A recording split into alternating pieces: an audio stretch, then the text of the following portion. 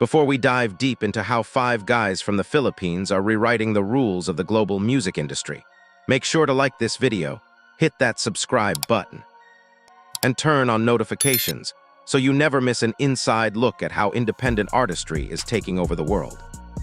They were never supposed to break through globally.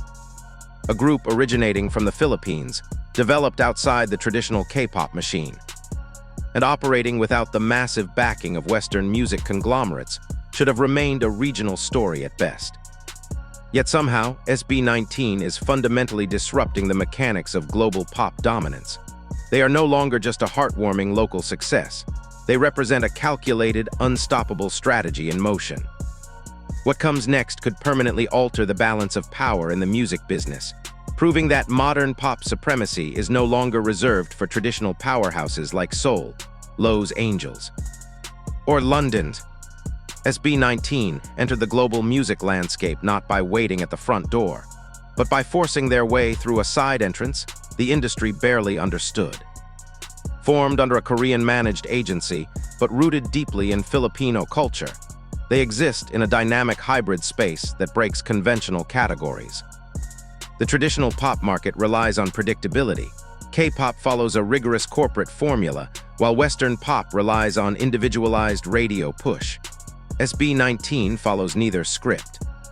Their training reflects the discipline of Asian idol systems, but their storytelling, language, and cultural identity remain unapologetically Filipino. Unburdened by corporate expectations, they pivot faster, experiment aggressively, and connect intimately with a global audience tired of manufactured uniformity. In an era where authenticity commands a premium, being an industry outsider is no longer a disadvantage. It is leverage, and SB19 uses it with precision. The breakout moment of SB19 with their hit, Go Up, is often mischaracterized as a sudden stroke of viral luck, but that narrative collapses under scrutiny. Before that viral video swept across platforms, the group endured years of grueling physical training, low public visibility, and repeated rejections from mainstream media. What shifted their trajectory was not pure chance, but perfectly timed execution aligned with digital strategy. Their complex choreography was intentionally optimized for digital platforms. Their performances were crafted for replay value. And their brand story was built around genuine resilience that audiences could emotionally invest in. When their practice video exploded online, it did so because every ingredient for long-term retention was already carefully embedded. That is the difference between accidental virality and engineered momentum. SB19 recognized early on that contemporary success is dictated by algorithms, shareability, and compelling narratives. They studied the digital ecosystem, adapted their craft to it, and ensured their rise would be a repeatable model rather than a fleeting trend. Powering this continuous rise is ATIN, recognized as one of the most organized fan bases in the modern music world. In an era where digital attention is the ultimate currency, ATIN functions less like a standard fan club and more like an operational marketing force capable of mobilizing at scale. They do not wait for traditional record label promotion. They execute campaigns themselves. Through coordinated hashtag initiatives, synchronized global streaming drives, and rapid response social media engagement, ATIN enables SB19 to dominate online spaces without relying on legacy media exposure. This level of organization mirrors high-stakes campaigns far more than typical fan behavior, transforming passive listeners into active stakeholders in the group's career. Because the fandom spans across international borders, they can drive SB19 into trending topics across multiple continents simultaneously, allowing an independent act to compete directly with artists backed by massive corporate budgets. While many international acts compromise their cultural identity to secure crossover success in Western markets, SB19 chose the opposite path by doubling down on theirs. Their deliberate decision to write and perform predominantly in Filipino languages is not a commercial limitation, but a calculated positioning strategy. Global music consumers have already demonstrated a massive appetite for non-English content, as proven by the worldwide dominance of Latin pop and Korean music.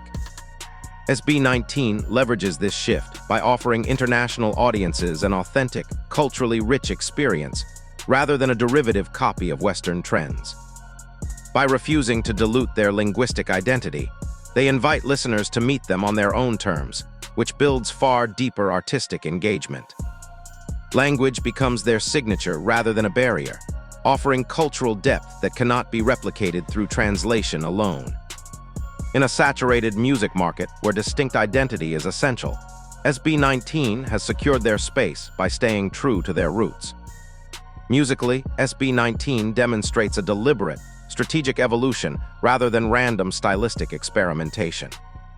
Their early catalog showcased the crisp, structured precision typical of classic pop idol groups, but their sound has continuously expanded into a sophisticated fusion of hip-hop, R&B, electronic production, and traditional Filipino musical sensibilities. This stylistic growth is vital because modern global audiences demand versatility without sacrificing core artistic identity. Each project functions as a noticeable upgrade in scale, production quality, and thematic maturity. They are not merely recycling past hits. They are actively shaping a signature sound capable of crossing cultural boundaries without losing its soul. Perhaps the most monumental milestone in their trajectory is their bold transition into full self-management under their own company, 1Z Entertainment. By stepping away from standard agency structures, SB19 fundamentally altered their power dynamic within the entertainment industry. Instead of operating as corporate assets executing executive orders, they now function as primary stakeholders with complete autonomy over their creative output, release schedules, and business ventures. This level of self-determination is exceptionally rare for an act expanding globally. It allows them to respond instantly to market shifts, protect their intellectual property, and maintain complete artistic integrity. Ultimately, the rise of SB19 represents far more than an individual success story. It marks a structural turning point for Southeast Asian media on the global stage. For decades, ASEAN nations were viewed primarily as consumer markets for foreign pop culture, rather than creators of globally competitive exports. SB19 is actively dismantling that narrative, proving that world-class production, top-tier performance capability, and global influence can emerge directly from the Philippines. As they transition from music icons into a multi-dimensional global brand, spanning cross-industry partnerships and international media spaces, SB19 is not just participating in the global pop system, they are permanently expanding its boundaries.